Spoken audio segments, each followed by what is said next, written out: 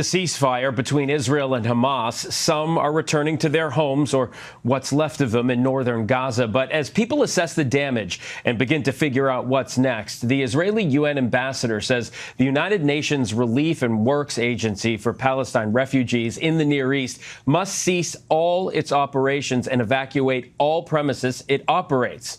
Bill Deere, director at UNRWA, joins us now. Bill, thanks for taking the time to be here. We appreciate it. After this announcement, UNRWA stressed that pulling aid could be, quote, disastrous. Lay out for us why. Certainly. And thanks for the opportunity to be here. So the way not only UNRWA, but Secretary General Guterres sees the situation is just as the humanitarian community is starting to gain ground on the awful situation in Gaza, implementation of these laws would devastate the response by willfully destroying the UN's humanitarian infrastructure. And Phil, that's because UNRWA represents most of the UN staff, the facilities, the expertise, and supporting infrastructure for the response in Gaza. Since the ceasefire, we represent 60% of the food entering Gaza, reaching more than 500,000 people. We're 2/3 of the aid currently in the humanitarian pipeline. We provide 17,000 medical consultations every day. And just this month alone, over 250,000 children, half of them girls, enrolled in our online learning platform. And the situation is equally dire in East Jerusalem and the West Bank.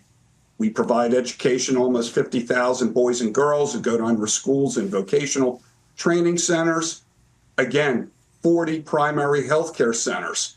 These are patients with diabetes, high blood pressure, pregnant women, children who need vaccinations. In the last 12 months alone, we supported over 10,000 families in the West Bank and East Jerusalem with cash assistance in response to home demolitions, damage, settler violence. And what the Secretary General is saying is, where will these people go? How is the regional stability possibly enhanced by taking all this away from Palestinian refugees? Bill, how long, in your estimation, do you think UNRWA needs to stay in those areas to facilitate rebuilding? Bill, that's an excellent question. You know, you have to understand what UNRWA is. UNRWA is kind of unique in the UN system. We provide government-like services, but believe it or not, even after 70 years, we were never intended to be a permanent agency. In fact, we take our orders from the UN General Assembly. It's called a renewal of our mandate. It has to happen every 3 years. Our operating instructions, though, are clear. Provide basic services to refugees until a solution is found to their plight. There have been recent allegations in Israeli media against UNRWA about hostages, by hostages released on the first day of this ceasefire, that they were held in United Nations shelters at various points in time during the war. You said in a statement, in part, that these allegations are without information or evidence.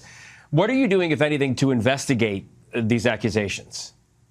We're doing our best. It's let's be honest, Phil. First of all, it's incredibly chaotic there, even now, right?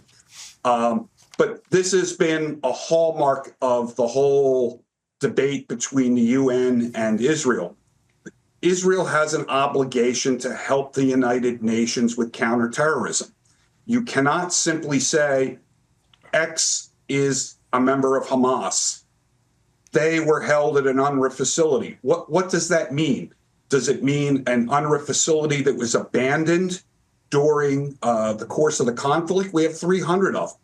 Was it people being held adjacent to an UNRWA facility? Because, say, our schools, Phil, they don't hold that many people.